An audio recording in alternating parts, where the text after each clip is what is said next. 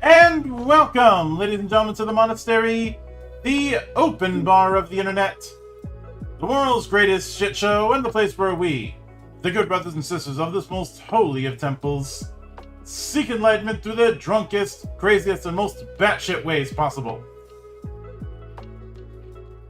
I am your one and only gaming punk, better known as Mildra, and with me is a returning good brother to the temple. Previously here for Spy 2.0 and a wide variety of games from his particular realm of the internet known as the Polyhedral Knights. Now back with us with Southern Gothic, the one and only Mickey Barfield.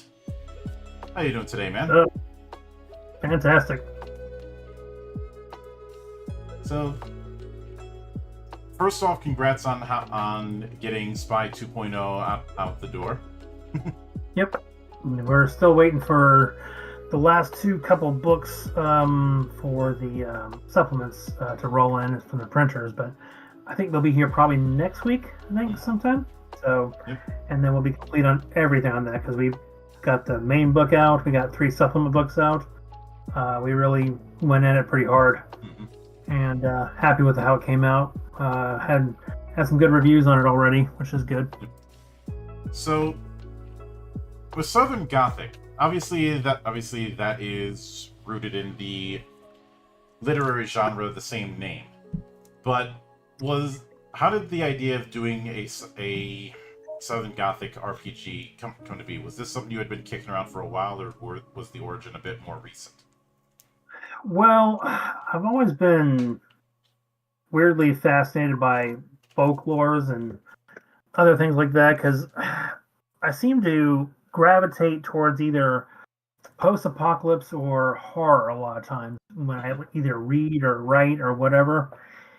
And I've always been a fan of just gathering up things that were steeped in either legend, tales that were told of things that were reported, whether they're real or not real, whatever like that. I really like digging that kind of crap up. And the South, where I grew up, obviously, if you can't tell by my accent, it has got a ton of ghost stories and other superstitious stuff. So I kind of figured, well, why the hell not? And some of my people who I do a lot of play testing with, I have a few different groups I play test with. They've been bugging me about doing a game set, around like a Western. But I'm like, it's been done to death and whatnot. I said, I like the time frame, but more East Coast type thing. And I thought, why not just kind of marry some of the things that they've been wanting with some of the things I like. And I did it with this in mind. I'd come up with some just raw rules, ran my test groups through it. They went nuts for it, like, you got to put this out. Okay. And I'll be honest, I've hardly talked about this thing at all. And we got buzz from people about just itching to see this thing get produced. And even on our Kickstarter, our first day, I mean, we did our highest spike in one day. Now, it was everybody who was already waiting for this, so they just jumped on board right away. And I don't really pay for advertising. I'm really low key. I joke around that I produce games not on a beer budget, but a prison wine budget. But they get done and they look good. Thankfully, I have a good guy who does really great layouts. That's Mitch. And he basically polishes up this thing and makes it look good. And so, yeah, I just thought I'd test it out, and it's gone over better than I anticipated. Yeah, I can get that. Now, I feel like Southern Gothic is a genre that's been around for a while, but people are only starting to use that term. When I say starting, I mean within the last 5 years, I've heard the term get thrown around. If you were to give someone an elevator pitch as to what Southern Gothic is compared to other brands of horror or folklore, what would you pitch them? Oh, I got the perfect one for that. So basically, Southern Gothic is pretty much like bluegrass music, in the fact that most bluegrass music is either a murder ballad or something supernatural. And basically, this is in a role-playing game format. Yeah, and I think you and I have talked in previous interviews about the notion of an Appendix N. Of different media, whether it be books, films, other games, whatnot, that serve as a inspirational material list. For something like Southern Gothic, what would be on that list? Oh boy, I'm not sure much really in the way of popular. Doesn't have to necessarily be popular, just stuff that fits the theme. Stuff that fits the theme. Well, pretty much all your ghost stories and your supernatural, like urban legends, that were from way back when. And usually a lot of it is steeped in something tragic happening. I mean, at the heart of most of this is always something tragic has happened, and somebody or something is wanting either payback or to be repaid in something. Seems like that's a big heart of it. I wouldn't say all of it, but I'd say a good chunk, like 80% of it probably. And I think somewhere in our deep psyche, we have this need to just, I don't know, when something's wrong, we have to see some sort of justice done. And if it doesn't, things can linger and fester and just get ugly. And it's really a lot like that in these tales. Now, as far as where I would get them from, I mean, these are just things I've either read about, heard about from tales I've heard from family members. I've done some research on some things, looking up things on purpose. A few podcasts here and there. Mm-hmm. But as far as books and movies and stuff like that and TV, I don't really know too much that I can actually pinpoint on that. I mean, right off the top of my head. This might be a bit of a right. stretch, but there's a part of me that wants to reference Swamp Thing. Oh, yeah, that's true. Yeah, I can see that. I can totally see that. Swamp Thing definitely is a Southern Gothic comic book. I mean, it's, yeah, I didn't think about that until you just mentioned it, but yeah. Swamp Thing's perfect for that. Yeah. And it's, what I find interesting is that, correct me if I'm wrong, but a large amount of the setting with Southern Gothic is within this post-Civil War Louisiana. And Louisiana fascinates me in part due to the some of the voodoo and supernatural subculture within the Big Easy. Oh yeah. And the fact that you have that voodoo itself is a weird beast that I still do not fully understand, and most of the understanding I have of it is just the brand of voodoo that's imported from Haiti. Yeah. So okay, I grew up actually originally in Miami, which is a huge melting pot. Mm-hmm. And in my youth, I got subjected to a lot of different cultures. So something like voodoo really just didn't break my brain like it does some people, because it's really a fusion of a bunch of different things. You got Catholicism in there. You got African other rituals and beliefs in there as well, and it's all just in this big old pot that's just stewed together and boom, poured out, and that's what you got there.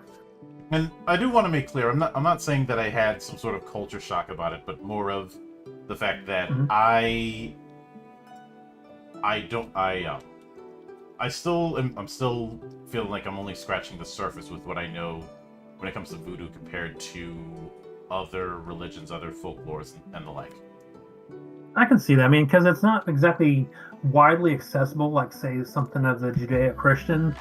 I mean, you can pretty much go around any corner and bump into a church, a synagogue, whatever like that, and get all your information for that. You grew up around that. Whereas if you didn't grow up around this stuff, I mean, you might know some stuff, but not as much as you would the other stuff that you've been bombarded with your life. Oh, I can say that I've referenced voodoo in the past when it comes to a certain argument about necromancy. Specifically, I've gotten into a few arguments with some designers and some players about whether or not you can have a heroic necromancer, and I've often said, you realize necromancy was originally just divination using the dead. It's funny. I mean, I think everyone has a cliche of thinking that if you're trucking around with something like that, you gotta be bad. But with something with like voodoo, I mean, you're really dealing with the Loas, which are your spirits, and a lot of those are just tied in with a bunch of different things. And necromancy in some form, I guess you'd say, not the traditional like D&D type lich casting type necromancer thing. This is an entirely different beast, and in this game you can play a hero who does practice voodoo, and it's nothing really dark. To me, I guess a lot of the darkness comes in what you do with something. So it's not so much that the thing itself is bad, it's what you do with it can be good or bad. So that's my take on it. Yeah, that would certainly make sense, and it certainly would fit, since a lot of the Loa are not. It would be a stretch to call them necessarily good or evil, because it's not really operating on that absolute good or evil, but more that they operate under their own logic. Baron Samedi can be nice to you and a complete asshole within the span of the same minute. Well, and also too, a lot depends on what that Loa's geared towards. You know, if there's a Loa of healing, then it's going to be more nurturing and stuff like that. Whereas you got a Loa for something else that might be a little bit more aggressive. Then it. So each one's a little different. So Yeah. Let me cover that. And I mainly bring up Baron Samedi because he's probably the most famous Loa. Oh yeah. Yep. But now with that in mind, I usually end up asking about the core mechanic that you're going with. So, what is the primary resolution that you're going to be using within Southern Gothic? So, with this, now I've said this before. I don't know if I said it with you or what, but I don't write games with a certain what do you call it? Mechanic in mind. Not saying mechanics aren't important; they are important. But I don't say, okay, I got this great mechanic. I'm going to shoehorn this setting into this mechanic. To me, not all settings fit the same mechanic. So when I came up with this idea, I was like, okay, I could use the system I have for Spy, Wicked Pex, Dark Times, and Pirates of Shadow World. But I looked at it going, nope, it doesn't feel right. So I came up with one. So another one. And so this one's a little different in that you're actually rolling a D30. I'll be like, what, D30? Now, if you have a Dungeon Crawl Classics dice set, you got a D30 in there. If not, you can find them pretty cheap online, or your gaming store. They're bound to have them. And so what you're dealing with here is you're dealing with your attributes, which are brawn, finesse, stamina, instinct, soul, and education. And they range from 1 through 20. And then you have your skills, and they range from 1 through 10. So it could total up to 30. Sorry, a little belching there. Coffee. No worries. So what you do is, now when you're building your character initially, you can only cap out at a certain point on your skill. So you won't start off with your attribute plus your skill at being a 30. And so what you're doing is you're adding your attribute to your skill. Like, let's say, for example, I'm using alertness, which is my skill. And it would say as my instinct, okay, it uses as well. So let's say my instinct is a 15, okay? And I got an alertness of 5. So that means I have 15 plus 5 is 20. So if I'm tossing a D30, I have to get 20 or below on my alertness. That's plus or minus any kind of modifiers. And so, which makes it it's kind of rules light, but yet it's still got some crunch to it. I like that in between thing where it's not so heavy laden, where you need rules lawyers to interpret things and make calls and stuff like that. It can be fast paced and kind of keep things going. And so, would you what say you it's do is crunch you're medium? rolling skill. Yes. So you're basically rolling your skill or below, plus or minus any modifiers. All right, so you're aiming low. You want low. Actually, in this game, since it's a D30, 1s and 2s are criticals. Now, if your skill and your attribute add up to over 20, I think, or is it 25? I can't remember. If it's 1 through 3, then it's a critical success. 30, of course, is a critical failure. And you don't want that. So in the game, you pick your family that you're born into. Now, bloodlines in this game are kind of a big deal.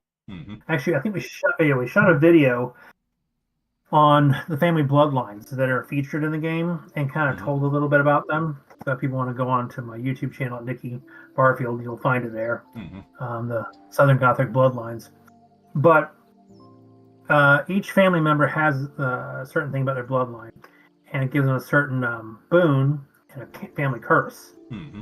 And each of these bloodlines have some sort of history in their background that has linked them to the supernatural, and thus why they come from a family of people who are, like, for lack of a better word, hunters, or people who basically try and stop the nasty things that go bump in the night. So you pick that, you buy your attributes with a certain amount of points you have here. Same thing with your skills. And you get, a family boon to pick from, or family curse as well. You can also pick talents, which can be little extra things there as well. And would you say as far as talents would be akin to like knacks in World of Darkness, for instance? yeah, it's been a hot minute since I played World of Darkness, but yeah, if I remember right, yeah, it's like that. So there are little things that can help out a little bit. So that way you're just not kind of a one-trick pony. And now, the types of magic we have access that people can use if they build their character towards that would be warlock, voodoo, miracles of faith, alchemy, enchanting, things like that. Now, not all of these characters are going to have access to that type of stuff, but like, let's say, for example, if you're playing the family of McClintock, and the McClintocks, they were visited by an angel who saw that these guys were really kind of a family of good doers, and people who just sought out injustices and try to make, things right. So the angel taught them how to make holy weapons, and so what the player character, if it's from McClintock, you could have, let's say, a McClintock firearm. That means you know how to do a certain ritual on a firearm that you've basically put together, and it's got a little extra something against something nasty, and supernatural. So that's just kind of some examples there, just spit that at you. For whatever reason, I ended up thinking of the holy shotgun in that Constantine movie. Oh, yeah. Not quite that unique looking, but it would look like a typical firearm, except for if you got up close, you'd probably see certain etchings on there of something in Enochian on there. Just in this case, less of a since we're dealing with a Louisiana post Civil War. It wouldn't be a shotgun. It'd probably be a blunderbuss. Well, it could be a repeater rifle, if you had enough money and stuff like that, Yeah. If you got money to burn, that's one way to do it. But right now in the game, when you're building your character, you pick your background and you get a certain amount of points that are just given to you for your skills, and then you pick a profession. Same thing there. You get other points that are set aside for your relevant skills, and afterwards you get a pool of points to put wherever you want. Your background and your profession matter when you're building your character too. Yeah, I can get that. Now, since you talked about distributing points, this does lead to one particular thing that can be a potential issue. Yep. And this is something that I think you and I have talked about. This is something I've talked about with other people when it comes to very freeform character design, and that is analysis paralysis. Especially when you're dealing with the issue of just saying you've got a budget of X amount of points to spend on skills. I think of some of those games that had those ridiculously long skill lists back in the 90s and how they pulled that kind of thing. And Shadowrun is GURPS has been my whipping boy for years for this sort of thing, because every GURPS stan tells me, "Oh, you can use GURPS to run anything," which is kind of like your kid asking for a Disney princess doll for Christmas, and you give them a Princess Leia figure. You're technically correct, but you kind of missed the point. Yeah. Like, GURPS can theoretically do anything. In practice, you have to do a lot of extra work to make it work, and the skill list is borderline offensive. I'd also throw Shadowrun into that mix. Yeah. But is it a case where you just have a number of points that you put into skills, or is it a case where you're assigning point values to different skills? Okay, so first off, our skill list is like 20 skills. That's it. Which is not a huge ass thing that's going to intimidate people. Secondly, whenever you're, like I said, you're picking your background, you get a certain amount of, not points, but like say alertness might get a level 1 in there. Athletics might get 2 points in there. Mm-hmm. It tells you specifically what those are. So you're putting those right in there. Then when you do your profession, same thing. It'll tell you, okay, you get these points for this skill here, this points for this skill here. It tells you specifically. After all that, then it gives you a small amount of points. Okay, you can put these anywhere now where you want. So like if you missed something in your background or your profession, but you wanted, let's say for example, to know a little science. Okay, you can put points in that if you want.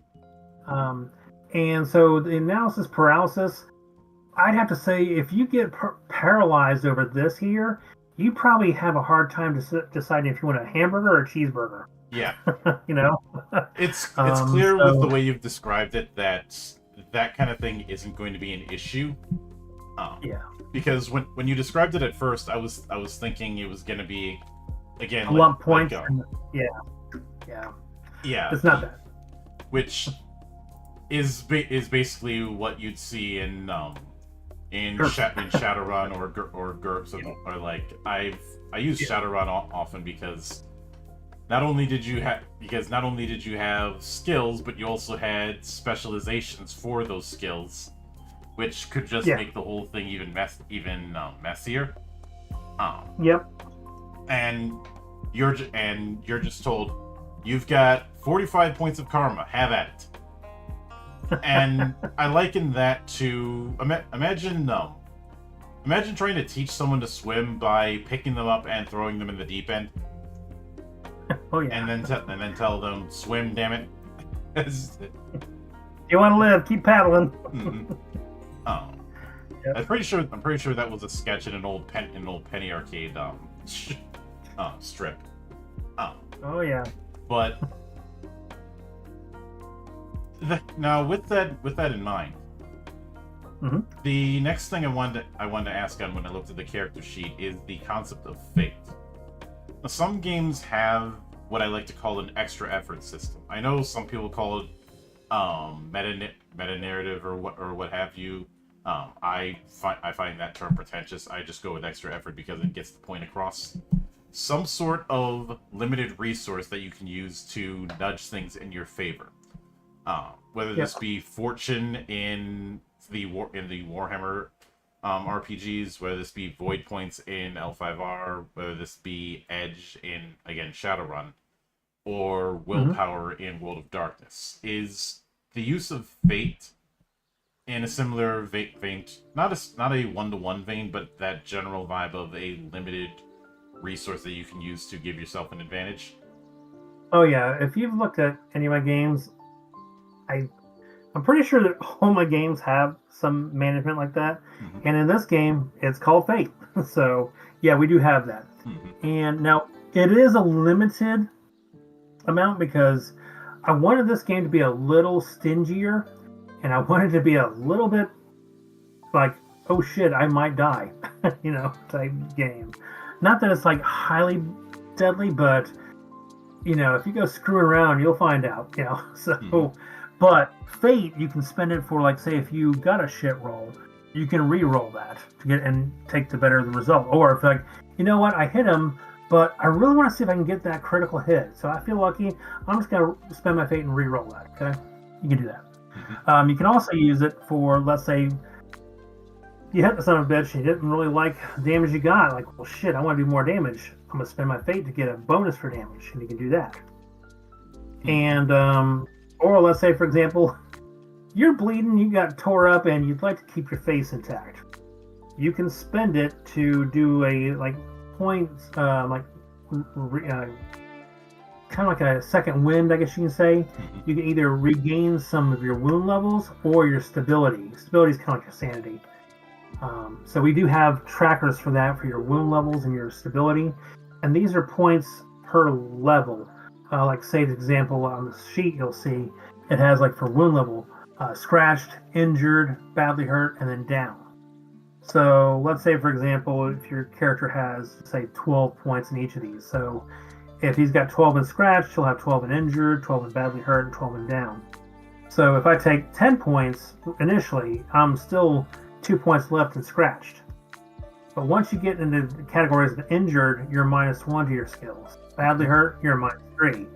And the same with your stability is calm, nervous, distressed, and catatonic. Mm-hmm. So if you're down to nervous, you're -1. So let's say, for example, your guy's getting hammered. He's seen some horrible crap. Let's say he's already injured and he's nervous. He's already between both those, now -2 to his skills. Mm-hmm. So fate can actually help. And you're like, oh shit, I'd like to get back up into the next category, so I'm not hurt so bad and I'm not penalized so bad either. Mm-hmm. And the nice thing I do like, because I really encourage team play, if you want to spend your fate on a party member, you can do that. Mm-hmm. You can say, okay, you know what? He needs this. I'm going to spend this for him. You know, Yeah. you can do that. I'm glad to see that kind of thing, since one particular habit in early role-playing games that I think has been weaned out over the years Mhm.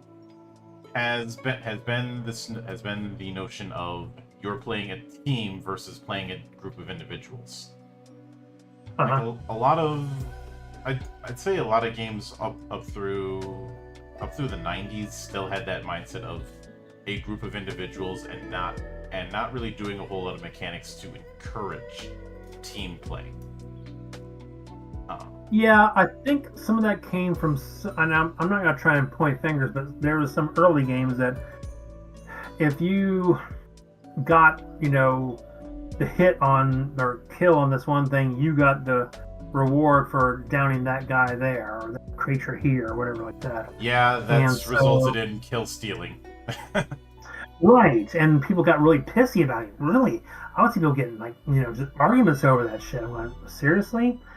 So I remember, God, I can't remember what game it was back when that was the thing in the mechanics. I did away with that, and I said, okay, we're going to basically lump it all together. And we're going to divide it equally to everybody. And they lamented it at first. But at first, I said, you guys are supposed to be working as a team, and this helps reflect that. So this way, we don't have that argument issue. So I would, if I had to guess on that kind of thing, I would say it's a consequence of both that and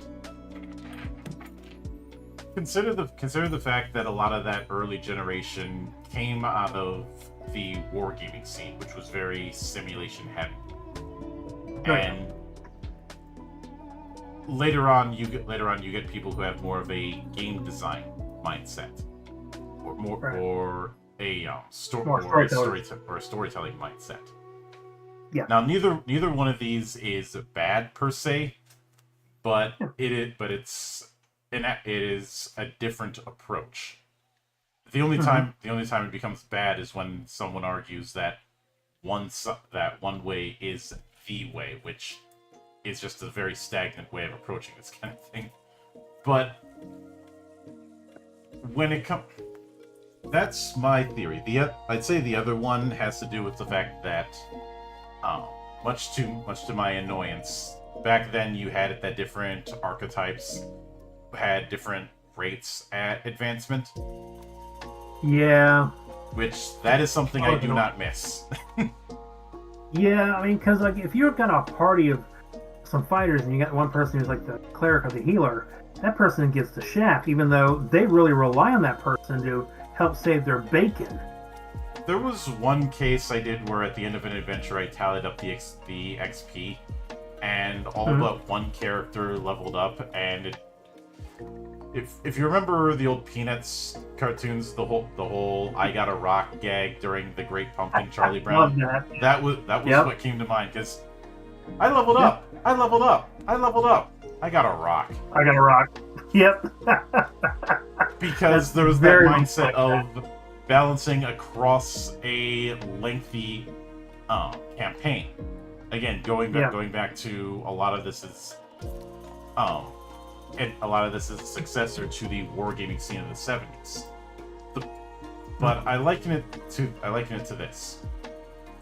A lot of what is seen in like MMA, whether it be UFC or any other or Bellator or any other MMA promotion, is very much drawing upon territory-style wrestling, even if some of its adherents don't want to admit it.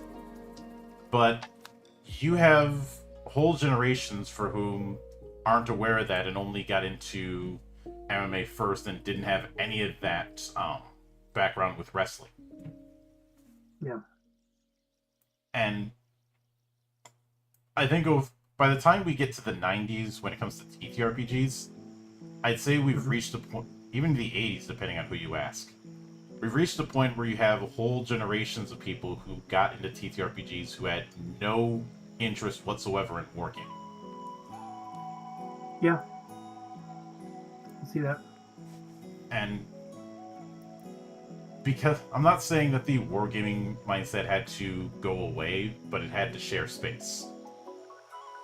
Well, it's they started off together, and then they kind of, one developed more this way and one developed more that way.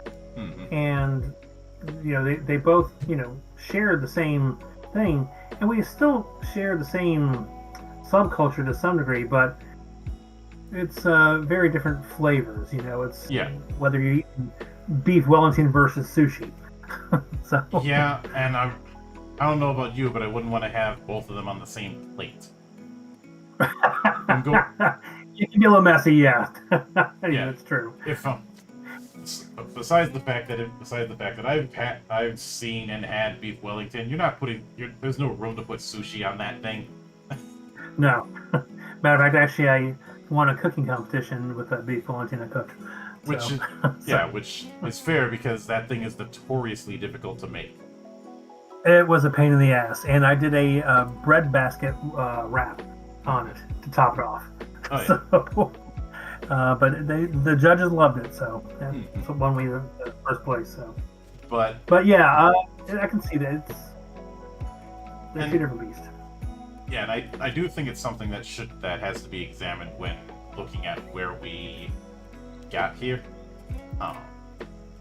But now as I understand it, you have a couple supplement books that you're doing. A source book just on Southern Gothic's take on Louisiana, and one other book called The Plenty. Well, actually, it's called Plenty, Louisiana. Source book, and basically it's a fictitious town that we've created called Plenty, Louisiana, and it's gonna basically be a source book of the town and the surrounding area, and like we've been doing some of our area source book things. It's a good chunk of what's in your area and relevant characters, and also a bunch of plot seeds and an adventure in the back. And this is going to be very much that, because Plenty, Louisiana, the way I've written it, it's got a few different things. The big industry there is pig iron. And around then, pig iron was a booming industry, especially with the rebuilding of torn up South and even torn up North. The South was doing quite well. I wouldn't say quite well, but it was one of the things that helped them rebound was the pig iron industry. And so in this town of Plenty, there is a pig iron factory there. And you have almost two different sections of town that, operate around there. And there's a bunch of different things. I've already written and ran several games in this setting, and even some outlying neighboring towns. And I'm going to put those in there as well, too. And that's what that book is for. So they can literally just pick it up, flip through, I'm going to pick this area here, this thing here, and see what this plot seed is here, and maybe this character over here, and then boom, I got an adventure I can cobble together. So I've done a few experiments before with my other games where we did things like that, and found making an adventure was super easy. So the other book is going to be the NPC/missions book, which will be, half of it will be 25 NPCs with backgrounds, and each one will have 3 plot seeds to them. So that's essentially 75 plot seeds you got right in that book. And that's before you even get to the mission section, which will be, we're probably going to put 3 different scenarios in there, which you can actually just, go ahead and start running with right off the bat. So those are the 2 books that we're gonna have for supplement books coming out with that. Hmm. Oh, yeah, I can certainly get that.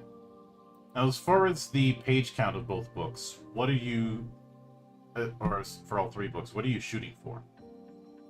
Boy, I am the worst at answering that question there because we're still writing on all these books here. Mm-hmm. I can probably tell you from previous experience, and I've kind of gotten down to a certain way of working on things. I'm probably gonna just roughly guess the main book, the rule book, will probably be anywhere from 100 to 100 pages, give or take. Mm-hmm. I don't try and write these big, thick coffee table books. I try and keep it to the point, keep it just enough what you need, and just put enough gilding on there to make it, where you've got some flavor to it. But I also like it where it's open enough where you can actually color in your own lines if you want to. So for the main book, probably about that. And then the supplement books, probably anywhere from 60 to 80 pages, Again, they won't be just filled full of, splash page art here, there, and everywhere. Not necessarily we're going to be lean on art. We'll have plenty of art in there, but...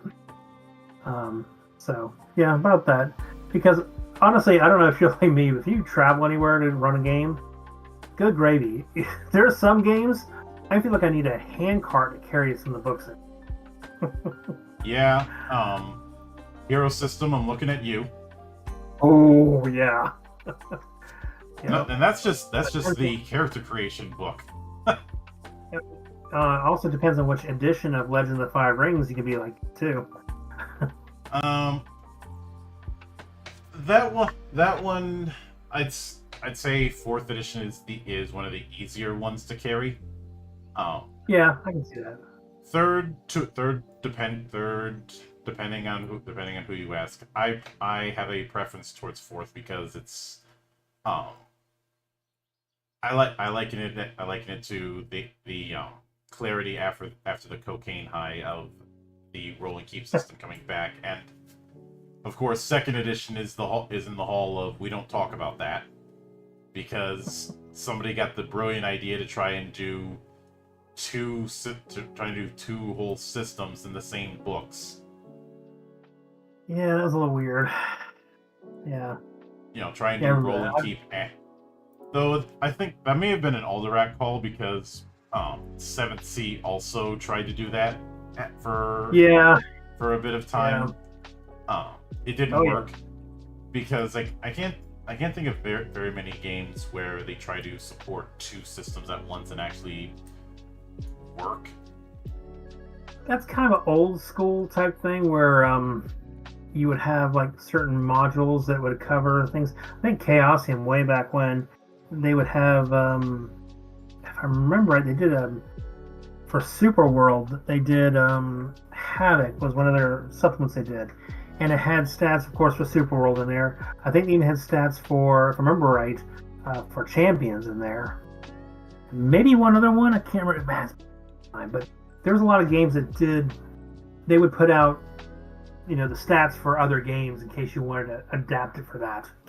I look at that as more of a consequence of the fact that they were all sharing space in magazines like White Dwarf. Yeah, that's true. Yep. Maybe the Dragon, back when it was called the Dragon and not Dragon magazine, but but the main thing I remember from early Dragon is some of the interesting comments from the Sage column. Such as the fact that barbarians, in fact, do not eat quiche. I don't know why someone would ask that question, but they did. Or we call it a filler. Or the fact that lasers can pierce shield spells. I think that was asked shortly after Expedition to the Barrier Peaks dropped. So, it's funny you mentioned that. So, I'm not really officially talking about this, but it's something we've kind of kicked around the idea of. So, I don't know if you saw our production of Wasteland Sagas. pretty much Gamma World and Fallout kind of had a baby boom. That's what you have. And it was one of the early games I wrote before I actually published First Buy. And I also wrote a fantasy equivalency, same rule set.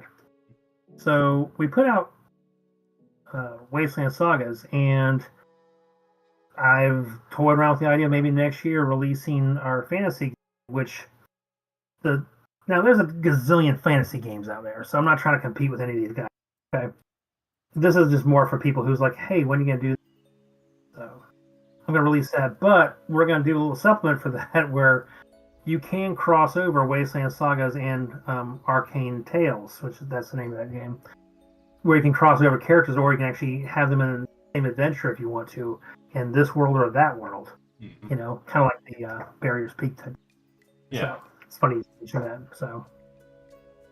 Yeah, and I like bringing that one up because people have this idea that science fiction and fantasy are supposed to have this great wall of China between them. The pulp authors didn't get that memo.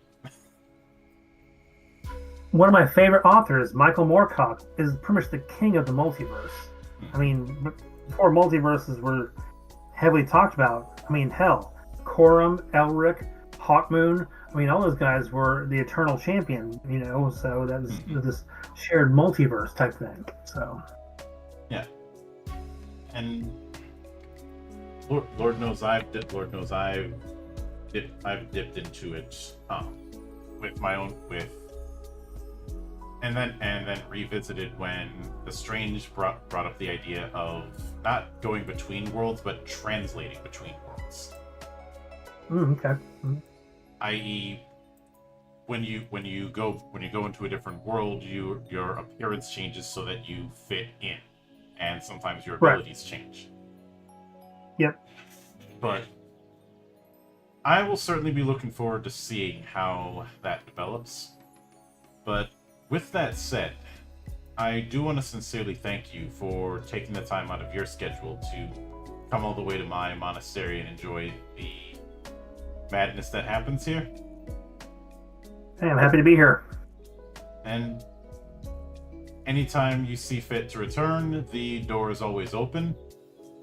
As I often say around here, drinking is not mandatory, but it is encouraged. Nice. And of course, a sincere thanks goes out to everyone who took the time out of their schedule to come onto the show and enjoy the madness. And there will be plenty more where that came from, as there always is here, on the open bar of the internet. But until then, on behalf of the good brothers present and not present, my name is Mildra. I am your gaming monk. Stay fucking frosty, everybody.